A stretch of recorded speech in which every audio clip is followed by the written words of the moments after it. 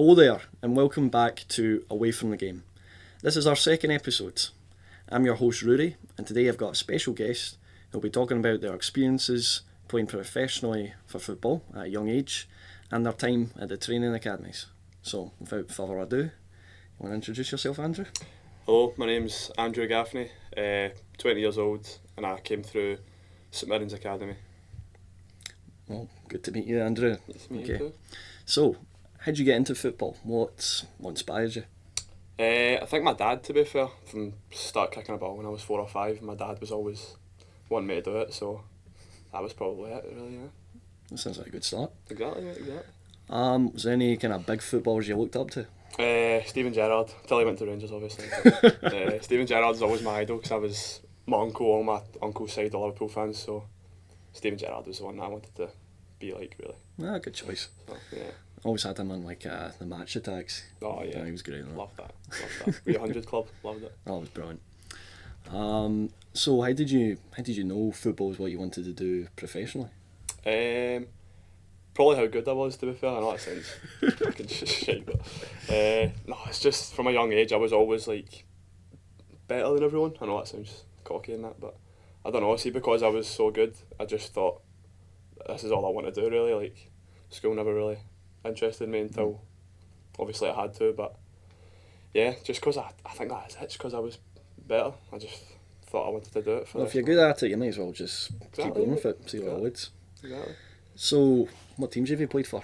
I played for Westerton, my local club, when I was 4 or 5 until I was about 9, and then that's when I got picked up by St Mirren's Academy, and then I was there all the way through to when I was 18, and I signed my pro contract at 16, and then I left there when I was just before I turned 19, and now I play for Pollock just now. So nice. And you told me before you played for Scotland at one point. Scotland, yeah. Played for Scotland. That was some feeling, yeah. Played for them when I was 16, I think. So I was just before I signed my professional contract. Played for the under-17s against England. Some unbelievable players in that game, to be fair, I get toyed with, but some names. Joe Bellingham was playing. Miles Lewis-Skelly for Arsenal now. That's just two. Loads more, but that was what a feeling that was to be for Scotland. Do you still talk to the guys as well? Some of them I went to school with, but I don't really keep in contact with most of them. But well, that's fair enough. Yeah. So, what was your time like at St Mirren's Training Academy? I loved it. Honestly, I loved it. I was actually speaking about this the other day to one of my pals I was with at St Mirren. Felt like we got spoiled, like the training and that, and the gym, and honestly, I loved it the whole time. It was brilliant. That's class. What's your favourite part of it? Favourite part, I'd say the fact that everything was like done for you. So like we had like individual training plans and gym plans, and they tell you what to do out with training and all that stuff from a very young age. So they made it very easy for you to progress, and they knew exactly what was needed. So I'd say that was my favourite part. That sounds like a pretty fun experience. It was good. It was brilliant. I loved it. Yeah. Class. What did you think of it like towards the end? Towards the end, I had some difficulties, to be fair, because I was doing really well when I was playing with Scotland, and when I signed my first pro contract I was training with the first team every day and stuff, but for whatever reason I stopped training with the first team, and then was training with under 18s for every day, and I had some difficulties towards the end, but I loved it up until that point, so I can't really complain. Did you feel like you weren't enjoying football as much at that point, or did you? I'd say yeah, because I loved it up until I was about 16, 17 and I signed my first pro contract, and then when you start getting paid it's like a full-time job. So the pressures and everything, not even the pressures that made me didn't enjoy it, it was just the environment I was in and the way we were training and the training days, and I don't know, it's just at the end I didn't enjoy it as much as I did when I was younger. So when you're talking about pressures as well, do you feel when you're playing football like pressure from your own teammates or like the managers, even your own family? Like definitely, yeah, definitely.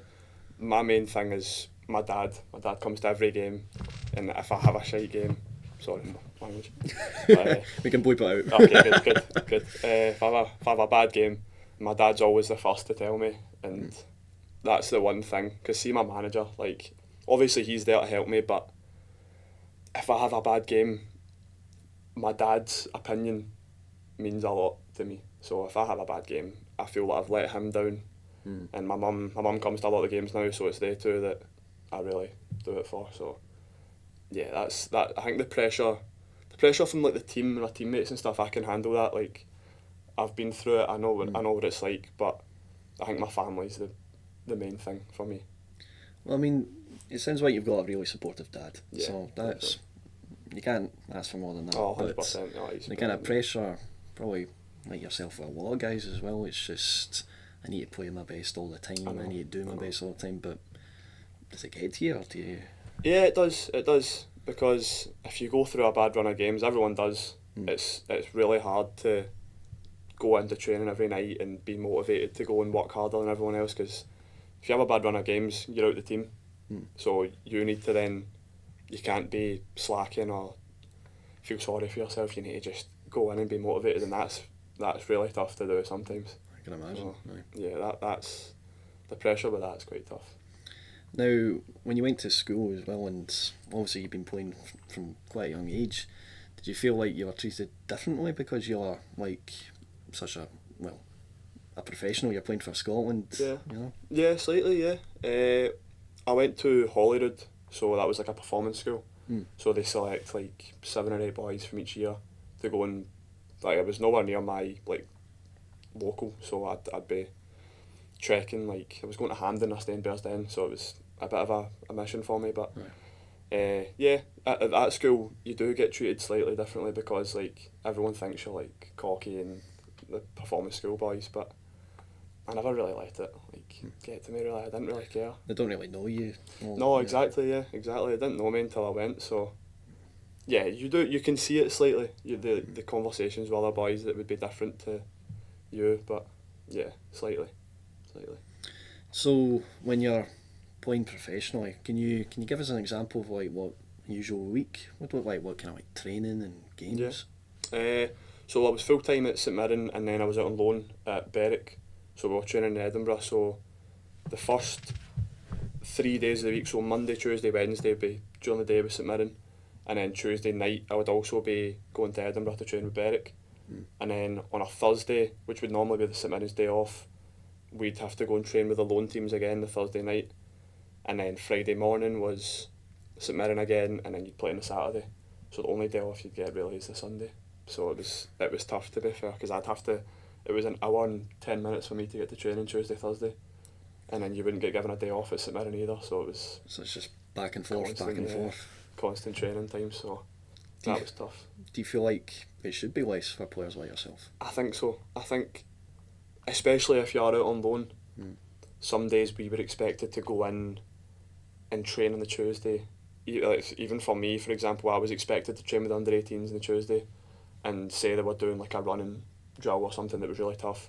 I was expected to do that and then go to Edinburgh and train my loan team the Tuesday night, and then we'd be doing running again. So they didn't really have a care for stuff like that. It's bad enough being in Edinburgh. God. I know, mate. I know, going to Edinburgh. It's horrible, man. Horrible. Did you ever have any like injuries as well that you had to play for? Just like. Yeah, I had. Between when I left St Mirren and then when I went to Pollock, I got an injury. So I was without a club for, I don't know how long. Left St Mirren in May, and then I didn't have a club until October. So I had an injury that kept me from training, kept me from doing anything in the gym. And obviously I didn't have a job at the time because I was full time. So that was tough for me, to be fair, because I was talking about motivation before. It was so hard. I was going to the gym myself and trying to rehab my injury that I had was with my foot, and it was so tough to do it all myself. But yeah, that was really tough. Do you feel like there should have been more support for you from like your managers or the people that train you? I think so. I seen a thing the other day about, I think it might be Crystal Palace. They have a thing where if they know they're going to let you go or you're going to leave the club, they have a system in place where they help you for after it. But when I was out of full time, I was kind of just clueless. Like, I didn't know what I was going to do, didn't know who I was going to sign for. Had to just do it all myself, really, and that was, I think there could be a bit more support after you leave. So a lot of players are just kind of left in the dark. They're just yeah. I don't agree with it personally. I don't think anyone would agree with it, No. but it's how it is, and it needs changed, I think. But yeah. So when you're